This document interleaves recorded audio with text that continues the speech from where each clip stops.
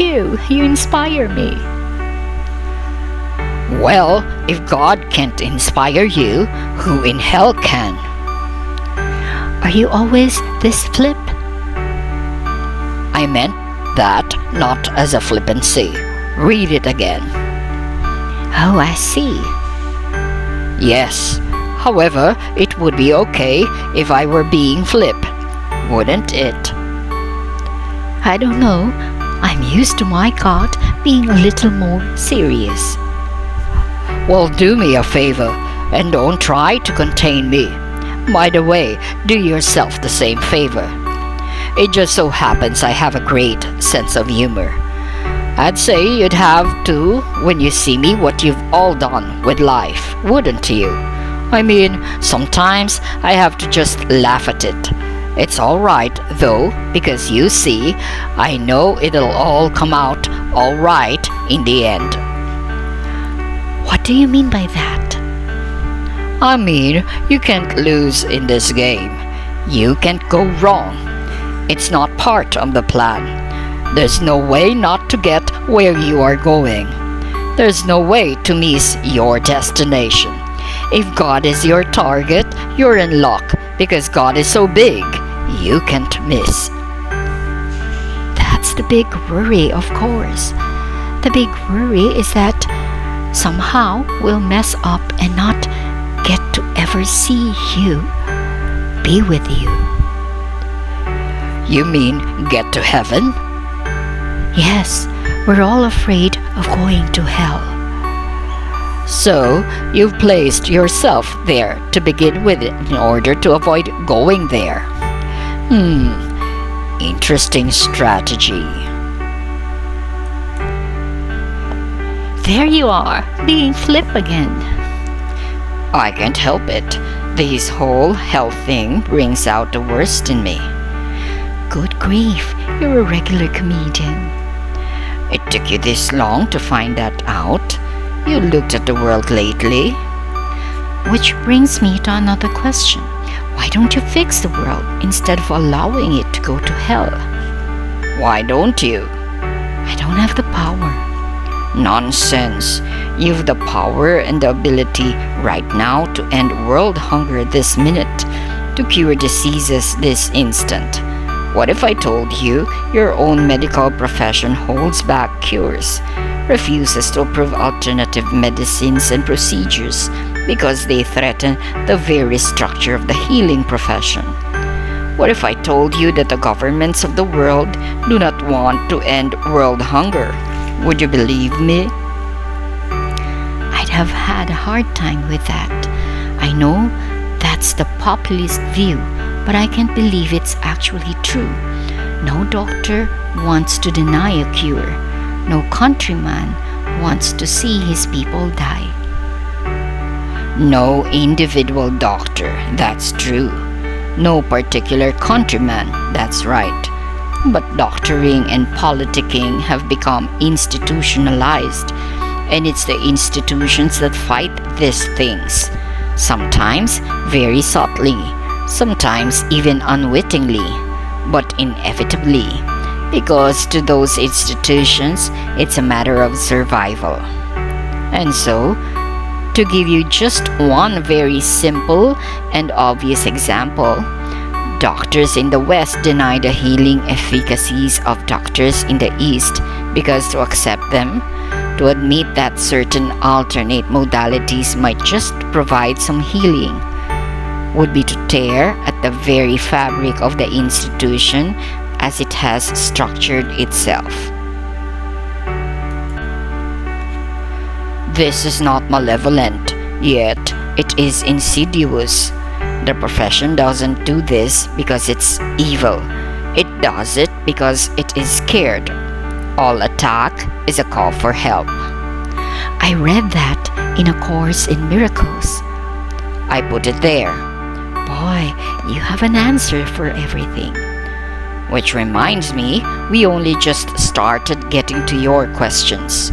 We were discussing how to get your life on track, how to get it to take off. I was discussing the process of creation.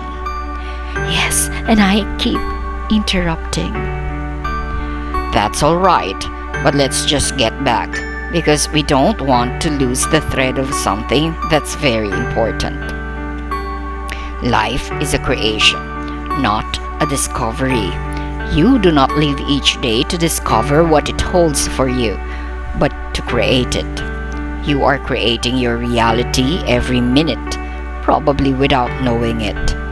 Here's why that is so, and how that works. 1. I have created you in the image and likeness of God. 2. God is the creator. 3. You are 3 beings in 1. You can call these 3 aspects of being anything you want: Father, Son, and Holy Ghost. Mind, body, and spirit. Superconscious, conscious, subconscious. 4th, creation is a process that proceeds from these 3 parts of our body. Put another way, you create at 3 levels. The tools of creation are thought, word, and deed. 5. All creation begins with thought, proceeds from the Father. All creation then moves to words. Ask, and you shall receive. Speak, and it shall be done unto you. All creation is fulfilled indeed. And the Word was made flesh and dwelt among us. 6. That which you think of, but thereafter never speak of, creates at 1 level. That which you think of and speak of creates at another level. That which you think, speak, and do becomes made manifest in your reality. 7. To think, speak, and do something which you do not truly believe is impossible. Therefore, the process of creation must include belief or knowing. This is absolute faith. This is beyond hoping. This is of knowing a certainty. By your faith shall you be healed. Therefore, the doing part of creation always includes knowing. It is a gut-level clarity, a total of certainty, a complete acceptance as reality of something. 8. This place of knowing is a place of intense and incredible gratitude. It is a thankfulness in advance, and that perhaps is the biggest key to creation. To be grateful before and for the creation. Such taking for granted is not only condoned but encouraged. It is the sure sign of mastery. All masters know in advance that the deed has been done. 9. Celebrate and enjoy all that you have created. To reject any part of it is to reject a part of yourself. Whatever it is that is now presenting itself as part of your creation, own it, claim it, bless it, be thankful for it. Seek not to condemn it. God damn it, for to condemn it is to condemn yourself. 10. If there is some aspect of creation you find you do not enjoy, bless it and simply change it. Choose again. Call forth a new reality. Think a new thought. Say a new word. Do a new thing. Do this magnificently, and the rest of the world will follow you. Ask it to. Call for it to say, I am the life and the way. Follow me. This is how to manifest God's will on earth as it is in heaven. If it is all as simple as that, if these 10 steps are all we need, why does it not work that way for more of us? It does not work that way for all of you. Some of you are using the system consciously with full awareness, and some of you are using it unconsciously without even knowing what you are doing. Some of you are walking in wakefulness, and some of you are sleepwalking. Yet all of you are creating your reality. Creating, not discovering, using the power I have given you and the process I've just described. So you've asked, when your life will take off, and I've given you the answer. You get your life to take off by first becoming very clear in your thinking about it. Think about what you want to be, do, and have. Think about it often until you are very clear about this. Then, when you are very clear, think about nothing else. Imagine no other possibilities. Throw all negative thoughts out of your mental constructions. Lose all pessimism. Release all doubts. Reject all fears. Discipline your mind to hold fast to the original creative thought. When your thoughts are clear and steadfast, begin to speak them as truths. Say them out loud. Use the great command that calls forth creative power. I am. Make I am statements to others. I am is the strongest creative statement in the universe. Whatever you think, whatever you say after the words I am, sets into motion those experiences, calls them forth, brings them to you. There is no other way the universe knows how to work. There is no other route it knows to take. You say, release all doubts, reject all fears, love all pessimism, as if you're saying, pick me up a loaf of bread. But these things are easier said than done. Throw all negative thoughts out of your mental constructions. Might as well read Climb Mount Everest before lunch. It's rather a large order.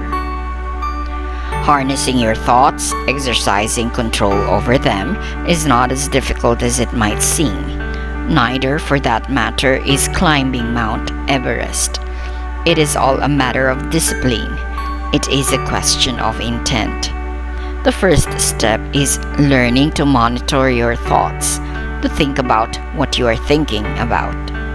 When you catch yourself thinking negative thoughts, thoughts that negate your highest idea about a thing, think again. I want you to do this literally. I think, if you think you are a doldrum in a pickle and no good can come of this, think again. If you think the world is a bad place filled with negative events, think again. If you think your life is falling apart and it looks as if you'll never get it back together, think again. You can train yourself to do this. Look how well you've trained yourself not to do it. Thank you. I've never had the process set out for me so clearly. I wish it were as easily said or as easily done as said. But now I at least understand it clearly, I think. Well, if you need a review, we have several lifetimes.